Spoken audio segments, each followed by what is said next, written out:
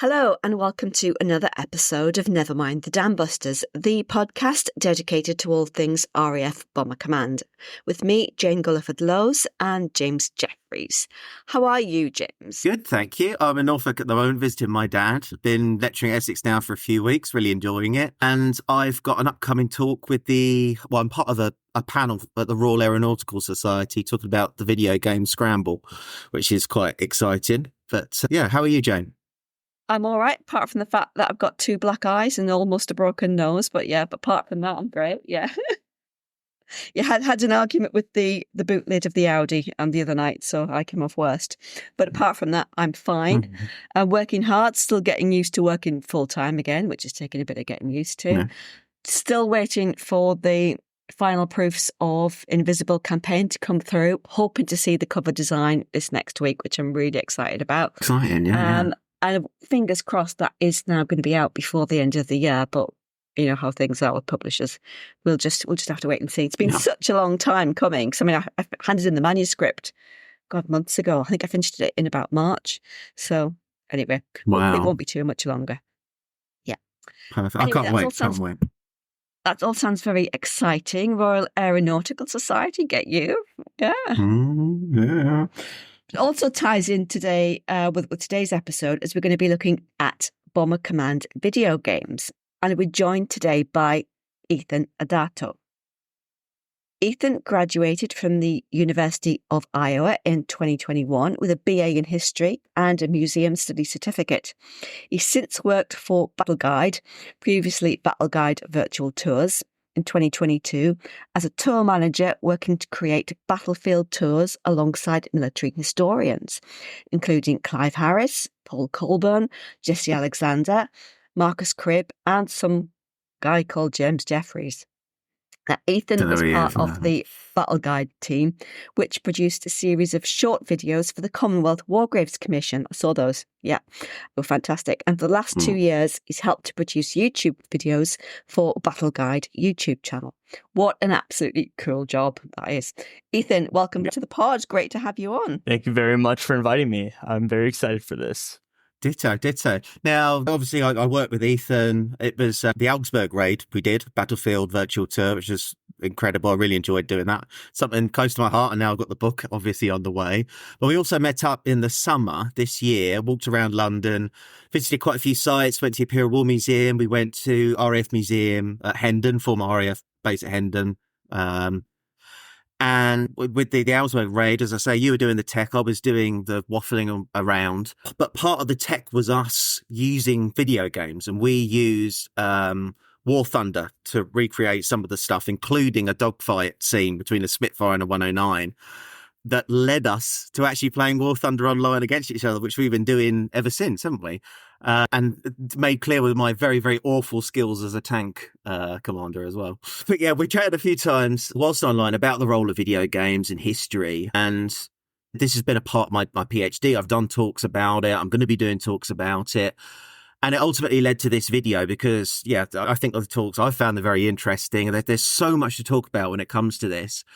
And basically, the first question is, Ethan, how would you say historical video games in general play a part in people wanting to learn more about history? And perhaps we could actually talk about War Thunder as one example. Yeah, it's such a big topic, but I think really to see how video games kind of get people into history, specifically military history, we need to think about the other ways that people get into military history. And really, I think, in my estimation anyways, that's through their families. Maybe they have veterans in their family, just so their family history, books, movies, museums, all of this have been the way that people get into military history, right? They have some sort of connection or they discover it through other media.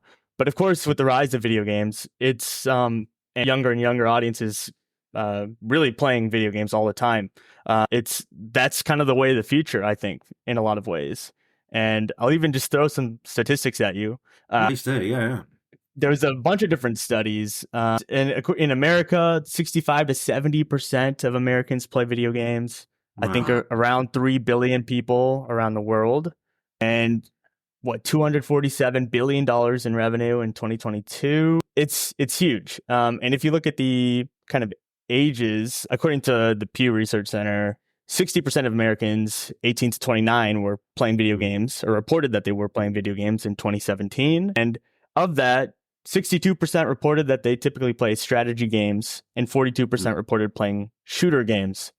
So we could see, like, it's a huge industry, especially with like younger age groups. And a lot of those people are playing strategy games and shooter games. It's really a big in for people, I think. Yeah, that's incredible, actually. The stats with strategy games, I didn't expect that. And of course, you have the difference with PC gamers and console gamers. You've got games on your phone now. It's everywhere. And what you say about the generational shift as well, you know, I mean, I played videos growing up, but I'd say film got me into history. I had big questions after watching the big war films. But now that is video games, I guess, for people, isn't it? I think so. I mean, I was the same way. I'll never forget watching Saving Private Ryan when I was probably shouldn't have watched it at whichever age I was. But and I loved reading, and museums, all of it got me into it. But now I think things are changing. And it's to an element that immersiveness of it as well, isn't it? It's more actively being a part of the history and the experience, which can be a good thing, can perhaps raise quite a few questions as well, I guess. Yeah, definitely. It's a mixed bag. I think there's a lot of good and a lot of bad that come along with video games and how they portray history. And I'm sure we'll get a bit more into that as we go here. Yeah, we're jumping the gun there a little bit, aren't we, with some of this? Yeah, we are. Well, I have to say now that my experience with video games really only goes as far as playing a few hours of Assassin's Creed with my son. So, yeah, this is completely kind of alien to me, really. I came to military history through, as you mentioned, Ethan, through having veterans in the family. That was my way in. And then that sort of led to the films and the books, etc. But video games are a form, certainly, of entertainment, but they also can be extremely educational as well. But obviously the educational content will depend upon the quality of the production and the nature of the game, I guess.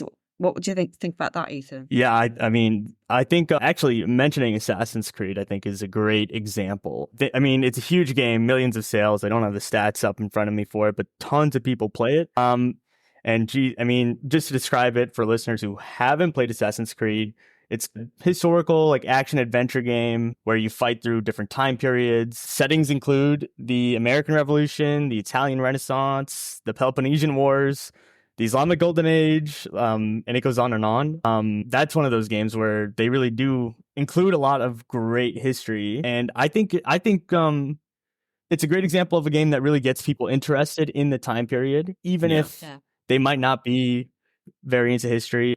Yeah. And I think Assassin's Creed might be one of the best examples.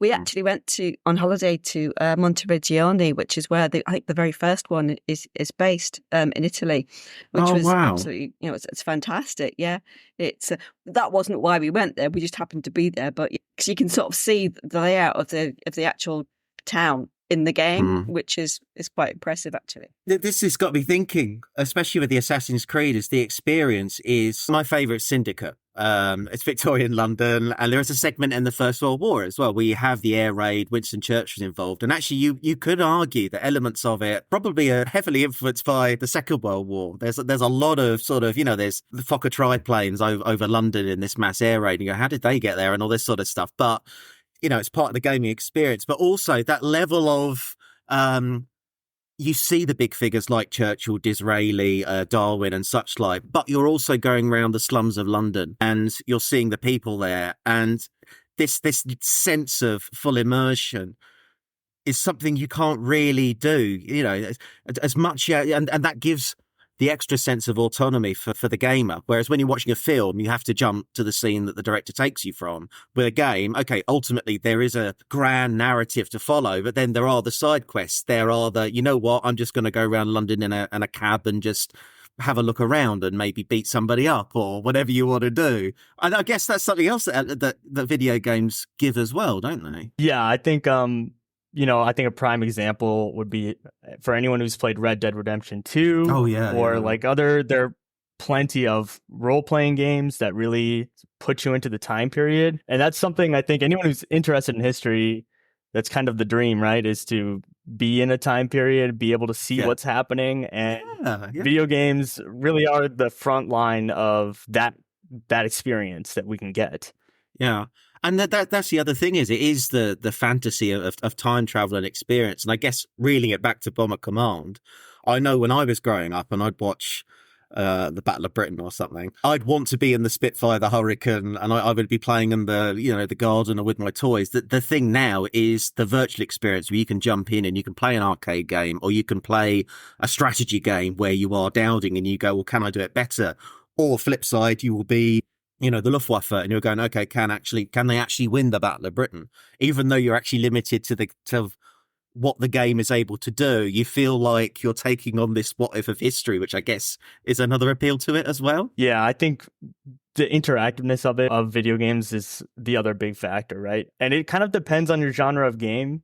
I think that, like they offer different experiences. So like the first person shooter games, which I have a lot to say about, but, offer a really intense experience, which I think, especially in the military history sense, even let's say like a flight simulator game or something like that, that experience of being there first person, I think is something that's very powerful. And I mean, it's easy to see why people really get into it. And there are questions about this as well, because if you're in a gunner of an Allied bomber and you're shooting Messerschmitts that are coming to attack you, or whatever fighter is attacking you, that's okay. But I do remember when Battlefield 5 came out, there's an opening scene where you're in a Messerschmitt 109 shooting down Blenheim RAF bombers.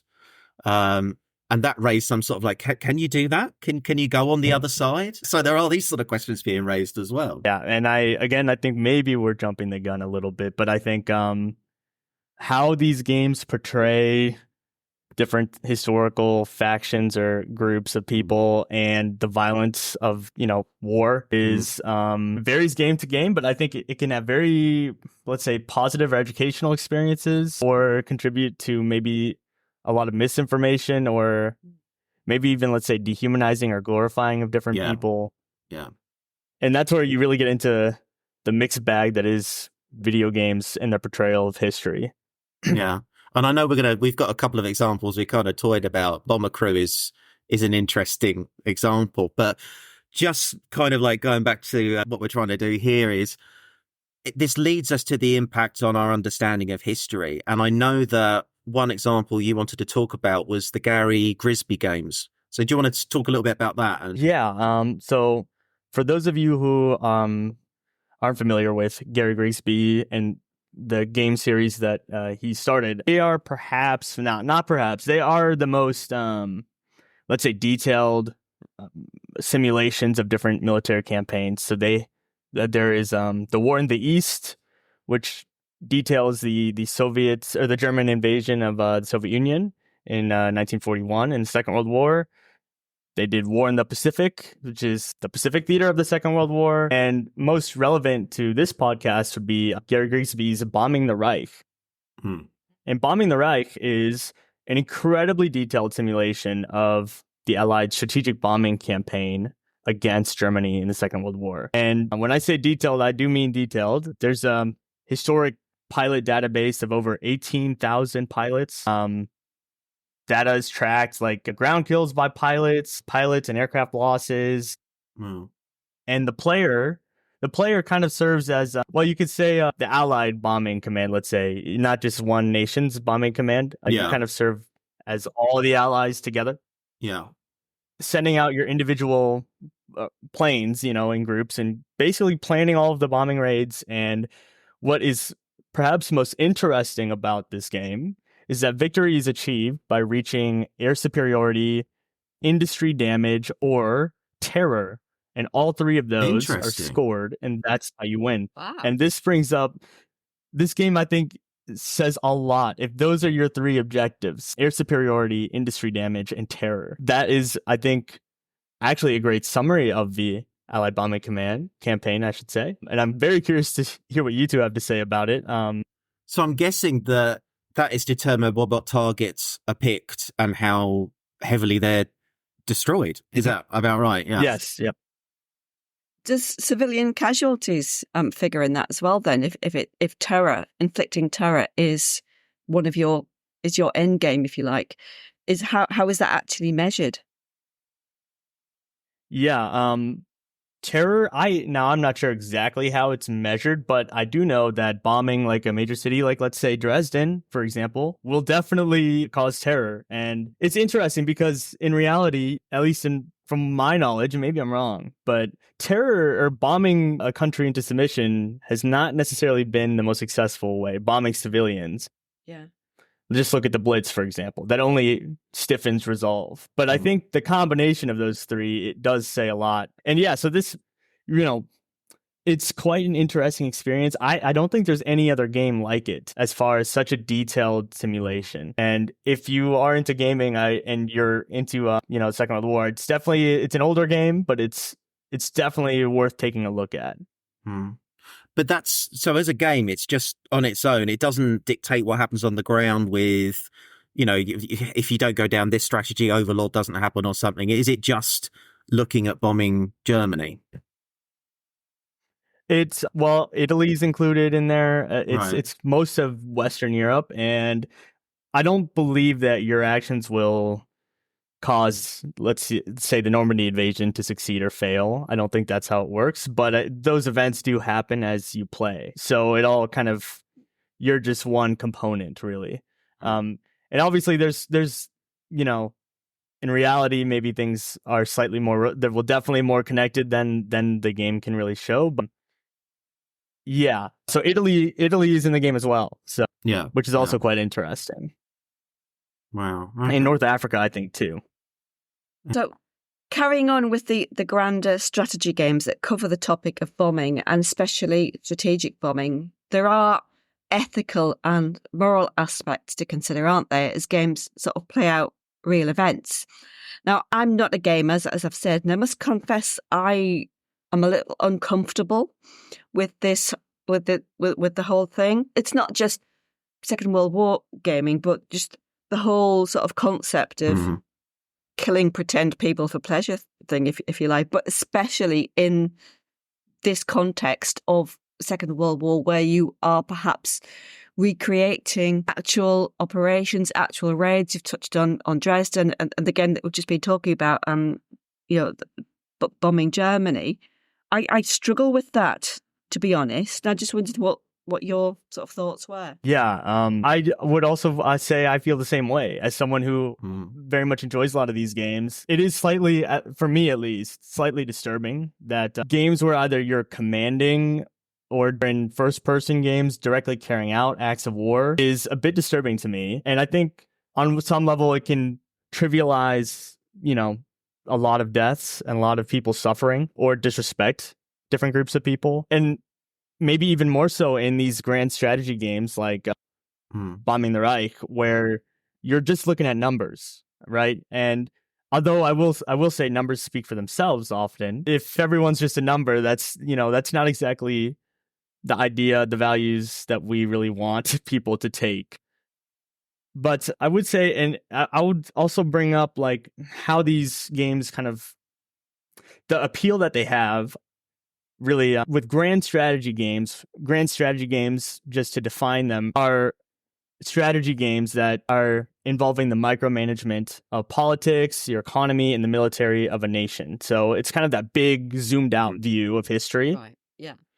And so at the same point as everything is just numbers, it's also a great way to gain an understanding of the complexity of these campaigns, of the efforts that were made. And so there's that educational value in there. Zooming into first-person shooter games where you are playing as an individual character, I'll bring up one of the Call of Duty games, actually. Call of Duty being one of the largest video game franchises in the world. If you look at some of their games are better than others, let's say. But if we look at Call of Duty World at War, Call of Duty World at War came out in the early 2000s and followed American soldiers in the Pacific and Soviet soldiers fighting all the way into the Reichstag. And in that game, there are plenty of brutal moments, violence, all of this that you could expect.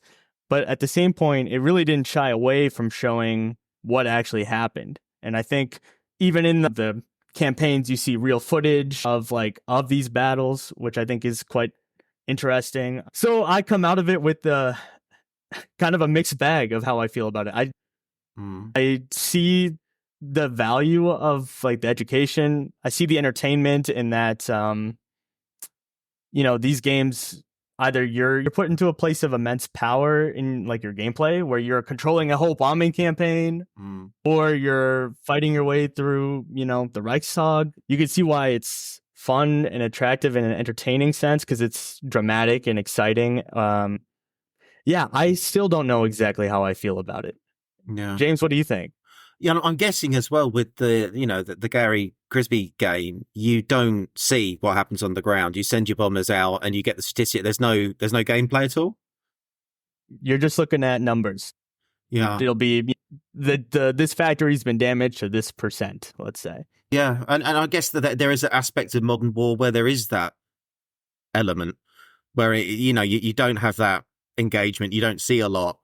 And maybe for some commanders, it was a case of sending out and knowing that it would happen, but not seeing it or knowing the exact detail, maybe not until well after the war. I mean, it raises those sort of questions as well. Was that the case? And is this an experience of it in that sense? Does it go away from the actual experience? Yeah. And I guess that's another question, really, when it comes to this. And I really want to talk about Bomber Crew because I find it a really interesting game because it's a sort of a halfway point between the strategy side, where you get to pick from a selection of targets, but ultimately you have to do these final chapters to progress. But also the level on you are in the bomber, the Lancaster bomber, commanding this crew. And I just wonder if you had any thoughts about Bomber Crew. Yeah, I think Bomber Crew, well, first, just to describe the game for listeners. Yeah, absolutely, yeah. Bomber Crew, well, first of all, it's quite interesting. So you get to personalize your bomber and your crew. So each crewman is a unique man or woman, I believe. Yes, yeah. They have their own skills and backstories, and their death is permanent. So if you lose a crew members, they're gone, right? Yeah. And then you're managing fuel, hydraulics, all this in the bomber, and then basically you're controlling the crew members as they go about doing different tasks, from piloting to maybe it's putting out a fire, opening the bomb bays, all this type of stuff. And it's in kind of an animated, cartoony style. And it's quite interesting because you instantly have a connection with your crew members, right? Not only are they unique, but they'll also level up. So when you get a very experienced crew, you get more and more scared to take them out and lose them. And in an interesting way, it does kind of mirror these bomber crews that were forced to fly mission after mission. And I can't remember the fatality rates, but it's not great, if I recall. No. For RAF bomber crews.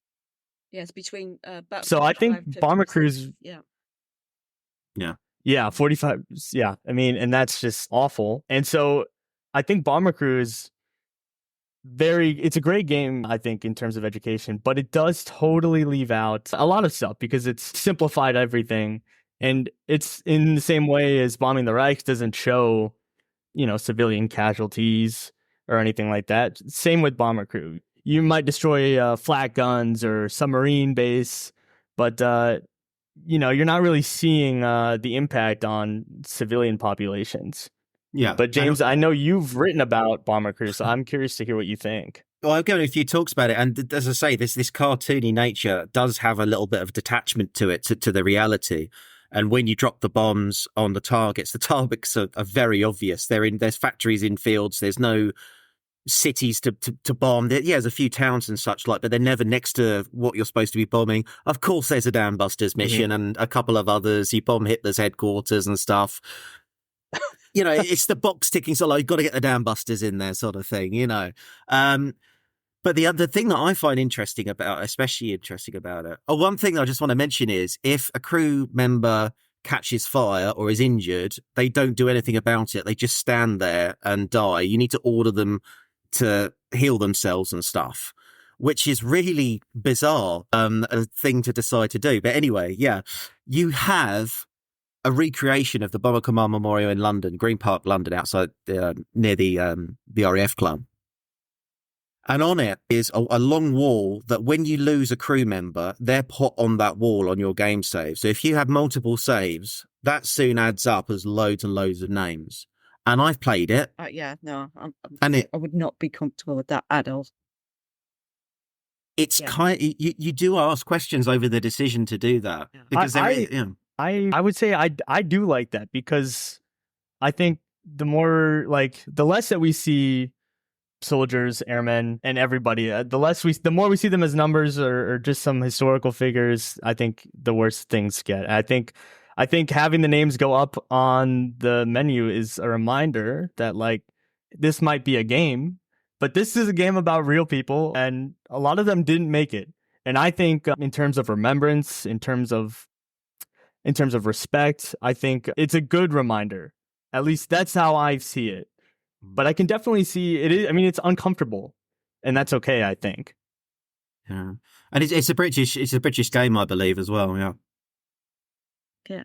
Just going back to what we touched on briefly a few moments ago, this sort of avoidance of the impact on civilians on the ground.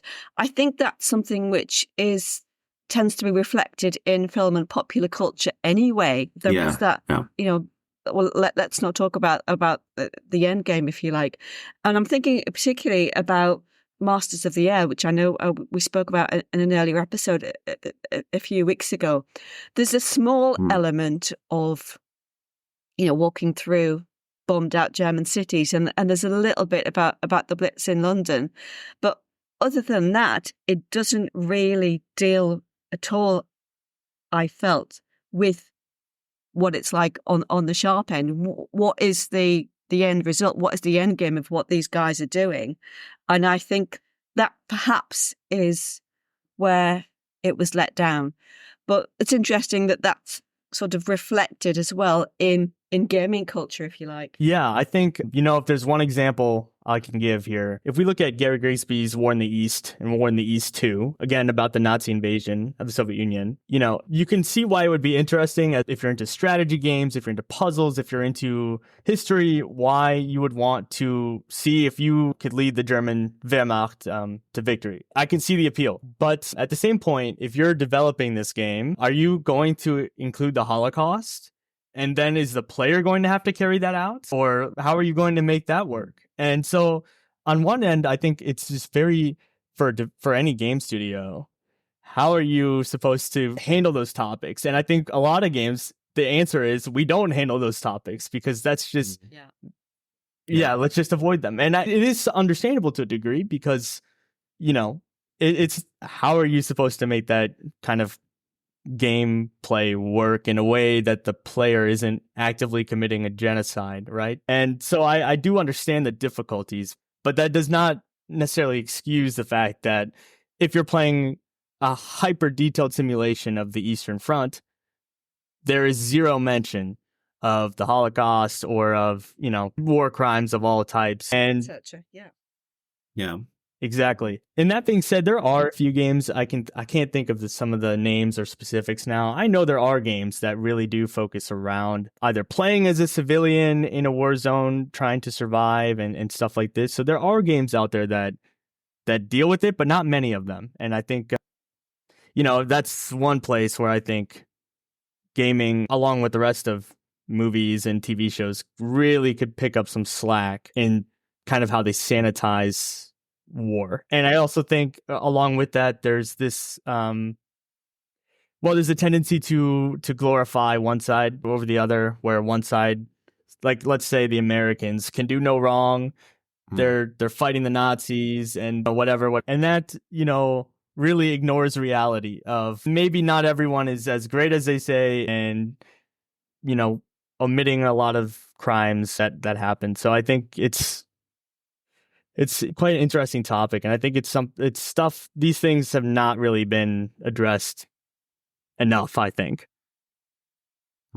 Yeah, and I guess with the air war, you do have the element where you can, and again, this is where we're kind of moving on to the War Thunder element, you can fly a Messerschmitt 109 and attack bombers that are coming over and about to do damage. I do recall a game that came out about the result of bombing, that it was set in London, where your job was to repair London. So you had to work out how you were going to sort the infrastructure out in 1945. That's interesting. Yeah. I don't think there was a German option. So you couldn't go to Hamburg and, make it work. But that is interesting that that's starting to be a thing. No one wants to organize thousands of planes in their bombing raids and escorts and all of this. People who don't know anything about the historical situation are not jumping into that game. People who are, casual gamers are not jumping in to organize, every Panzer division to go into the East. So in a way, we also have to think about the audience. And I think, and like when we think about Call of Duty, for example, like where, millions and millions of players will buy the game, no matter what the setting is, no matter what it is, they'll buy it and they'll play it. And those are the game series, these super popular games where I would say like they do have a bit more responsibility, in my opinion, because their audiences are not necessarily educated, or they might not know what they're looking at. So it's quite interesting. My expectations for games really kind of change based on kind of the audience that they're reaching out to, if that makes any sense. Yeah. And I guess it's also about the trends with games themselves. So you've got like when Battlefield 5 came out, you can definitely see a Fortnite influence on it in the terms of the gameplay. The companies are going to go down that route as well. They're not necessarily going to think, okay, what can we do here historically? They're going, okay, what can we do here to sell with our rivals? So I guess like you're saying, Ethan, there is that element to think about as well. Yeah, and it's interesting you bring up Battlefield, because I think Battlefield 1 is a great example of, I think, how games can do things pretty well. Yeah. Battlefield 1 is a first-person shooter game. Again, it really doesn't cover civilian life much or civilian suffering, and it's quite unrealistic in terms of the amount of automatic weapons available in the First World War. But it does cover, in the campaigns, they cover the Western Front, they cover Gallipoli, they cover the Suez Canal, they covered Austria-Hungary against the Russians in the East, even Red versus White, the Russian Civil War. And it was packed with facts, and just how it treated the First World War was quite respectful in a lot of ways. But also like for, again, one of those big games where audiences, especially about the First World War, don't know anything about, the Ottoman Empire. Yeah. For those nations to be depicted in the game, and for those theaters to be depicted in the game, like I think is a great example of a game that is trying to kind of educate as well as entertain in a way that I think works really well. And that game did very well. It was a very successful game.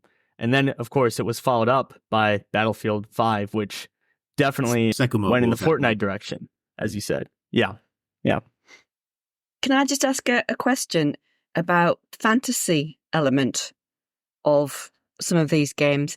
You see images of like Nazi zombies and all this kind of thing, and how that all fits in. Is there a line to be drawn at any point, or can you is everything fair game? I just find that whole thing bizarre, to be honest. Yeah, that's such an interesting question, and I think, well, ever since 1945, let's say, I think if there's one group of people that it's okay to kill in a video game, it's Nazis, right? And there's a reason why Nazis are always the bad guys, because in a lot of people's minds, you can't go wrong killing Nazis. You don't have to feel bad about it at all, which in my opinion is slightly dangerous. I don't think it's good necessarily to dehumanize anybody. Yeah, not, the fantasy stuff with Nazi zombies. To me, it's, if they're a zombie, it doesn't really matter if they were a Nazi, right? They're still zombies. So in some ways, that type of stuff doesn't matter. But what you do make me think of, Jane, is one of the Call of Duty games, which come up a lot, but you end up playing in Modern Warfare 2 as a terrorist, or should we say like a CIA agent planted within a terrorist group, and you end up having to go into an airport and commit, a massacre, basically. And when this game came out in the early 2000s, it was incredibly controversial. Yeah. I think some countries, some countries even, I think, cut the mission out of the game. You can skip it as well. You could skip it, yeah. Again, I find myself quite split on it because, I don't think it's a good thing for players necessarily to be committing terrorist acts in a game. Like, that's not a good thing to do. At the same point, like, seeing the type of stuff that has happened and, can happen, like, could also be an educational experience or make someone think about like what our countries are doing or what our societies are doing. So again, like I find myself right down the fence of these games and the things that, you can carry out. Yeah. And there is that I think, going back to the air war, because that's what the pod is about. There is this. Yes, you're keeping us on topic. There is this element of it, and certainly when we've played War Thunder, if I'm in my Spitfire, which I normally am in, they are spoilers, folks. I do like Spitfires when it comes to War Thunder. They are very good. And I shoot down, I don't know, a Heinkel or whatever it is. And multiple nations can play against each other, can't they? So you have numerous nations in War Thunder. I get a bit of I've got him, and I'll message you online and go, got him, he's going down. Or I might go, I've damaged him. And you go in and finish the bomber, and actually you're going, well, there's the person behind a screen, but you don't think that in real life that would have been a crew within it, and you hope they bail out and such like. And again, I mean, we're thinking about it, but a casual gamer, I don't know, that's not something to think about. I just wondered your thoughts with that as well, and the fact that it can become arcadey, it can become Space Invaders, where it's just shooting down these digital things. I mean, what do you think about that? Yeah, there's a lot there. Sorry, and there is a lot there. There's so much to unpack when we think about Bomber Command, and so it makes sense that there's not so many games that go into that, but it's even more like when we look at War Thunder, I wouldn't say most players are thinking about their crew members in their tank or in their plane, really. And at the same time, tanks are cool, planes are cool, explosions are cool, and it's fun. And it's funny, I've read a lot of academic articles, I did a lot of research, and I really came out of all of it. And I've been a lifelong gamer. I love playing video games. And at the end of the day, I still come out of it without being able to find a conclusion of like, what is good and what is bad. And some games just do it much better than others. Yeah. But to me, like, it's all about when, the reason the three of us work with history, military history, I would guess is because we think what happened is important, and we think it's important to remember the people who were there on all sides and who suffered and died. And I think a lot of these games do offer a chance for the player to remembering like what happened or just to learn what happened. And I think there's some value in that. So at the end of the day, I think some games go a little too far. I think some games are too unrealistic with how they portray it and ignore important parts of history. At the same time, like something is better than nothing, and I think for a lot of people who are never going to be in a military history, they might hop on Battlefield 1 and think about, what happened or some storyline, and that's a good thing. Yeah, this is the other thing as well. With something like War Thunder, it is to an element an arcade game in the sense that anyone can jump in and be in a tank and an aircraft and not necessarily worry about the historical context. They're just like, okay, I'm just going to upgrade this tank from a Panzer IV to a Panzer V or whatever. And actually, I've had younger students who've got into history because of that, and their knowledge is, oh yeah, the Spitfire Mark 9C was, and I go, how did you know that? And they go, oh, I played War Thunder and I upgraded it, and I knew, and I go, wow, okay, but no, they want to know more about the wider context. Okay, well, why were Spitfires flying the Mark 9 developed? And that's very, very interesting. Go ahead. I was going to say also, from a point of view of dogfighting, when we're there and you come in and we're often wingmen to each other, we are kind of doing actual air tactics and learning ways of doing it. You've got to look out for the Hun and the Sun. You've got to make sure that you don't fly in close formation and this sort of stuff. There are other elements that you naturally kind of end up doing and subconsciously learning about through doing. But yeah, sorry, Ethan, carry on. Yeah, no, I think it's really interesting when we think about War Thunder, right? Like, I can't tell you how many times James says this Spitfire is better than Spitfire Mark this and Spitfire Mark that, and I'm like, I can't tell you the difference.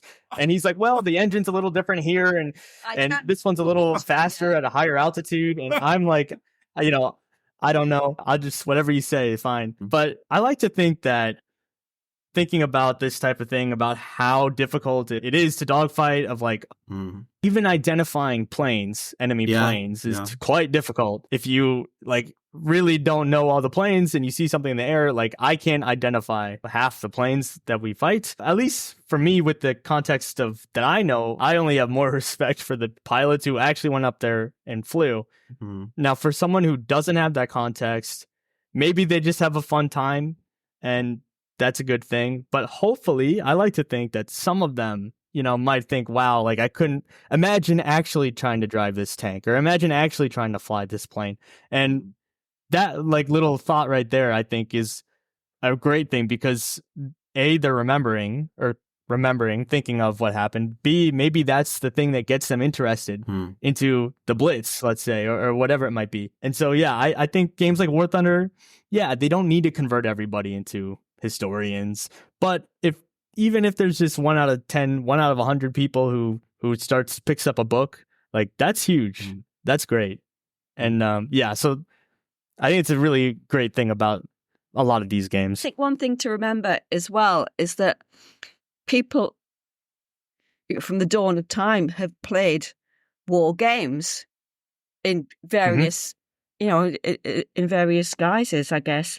I mean, wargaming itself is extremely popular, but sort of going back to, I don't know, Roman times, medieval times, children in particular have always recreated what they see going on around them. And is that really any different to what we're talking about here? I think that's a great point, Jane. And I actually was doing some reading. When I was reading these academic articles, all of them start out with some reference of Roman, or let's say Prussian, Kriegspiel, like, and, when I think about these video games, and we have lots of criticisms of them, well-deserved critiques, I think. But, is it really that different than a bunch of guys painting their models, their Napoleonic model armies, and then taking them out to fight, the Battle of Waterloo, while completely ignoring the devastation that, let's say Napoleon's army or the Napoleonic Wars brought to Europe?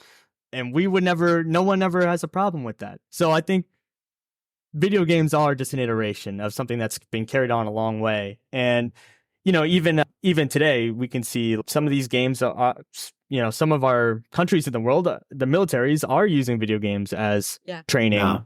Yeah.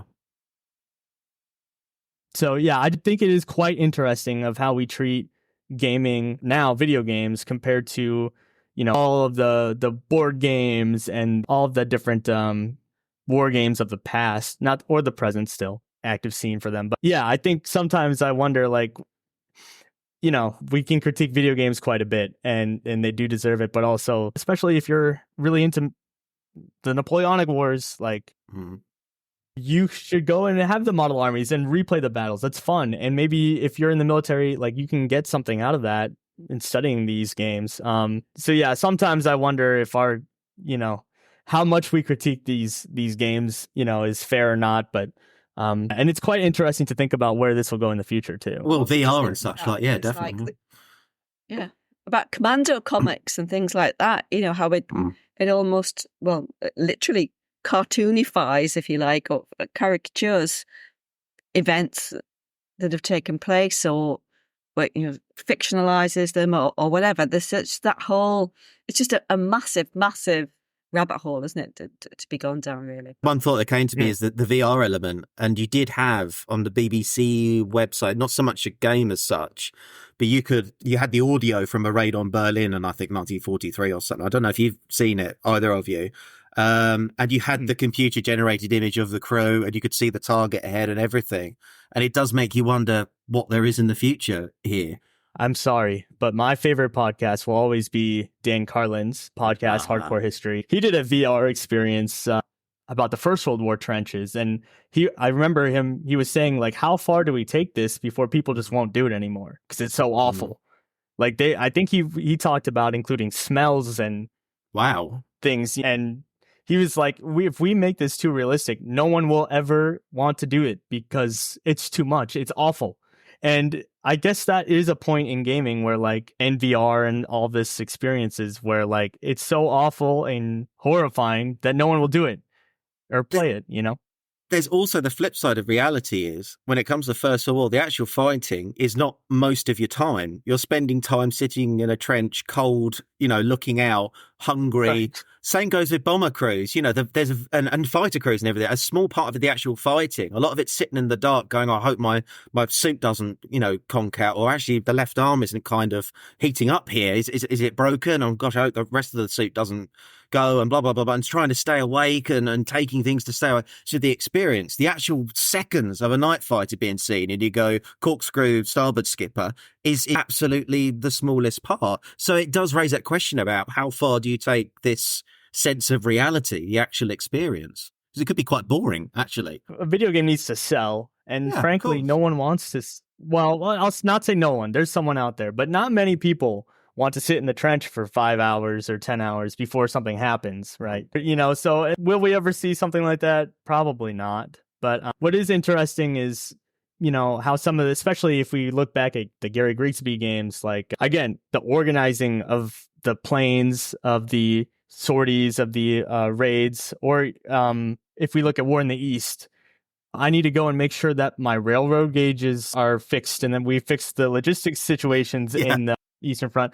These are things that like most people don't want to do, but if you're really fascinated by the topic, you're all about the railway gauges and fixing the railways. So, again, we have some of that. We do have some of that minutia and logistical side of things that are easily ignored. Yeah. Who really wants to be making sure that 44 Squadron have their tea and corned beef? You're all about loading up the Lancasters and such, like, aren't you? Right, of course.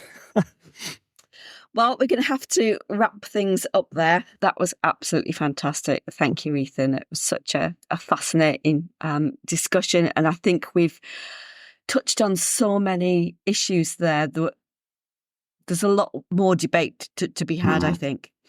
So coming up in the next few weeks, we have some fantastic episodes for you.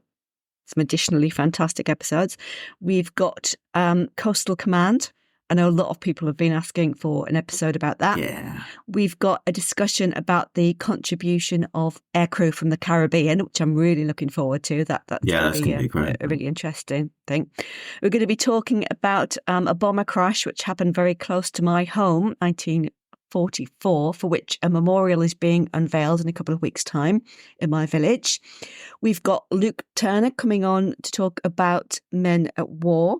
We've got a live stream social coming up for subscribers as well. We've got Waitman Wade Beyond coming on to talk about the failure or decision not to bomb the concentration camps.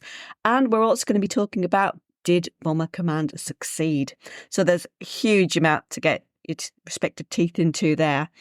So as ever, do give us a follow on social media. We're on X, Twitter and Instagram. You can also lend your support by becoming a paid subscriber for as little as $3 a month. That's about, £2.40. Just hit the subscribe button on our webpage at nevermindthedambusters.buzzsprout.com or on the link on the show notes which accompany this and every episode. Our subscribers also have early access to episodes and invites to some recording sessions and live streams. Your subscription really does help keep the pod going, and it is greatly appreciated. So until next time, thanks very much to our guest Ethan, and we'll see you all again soon. Bye.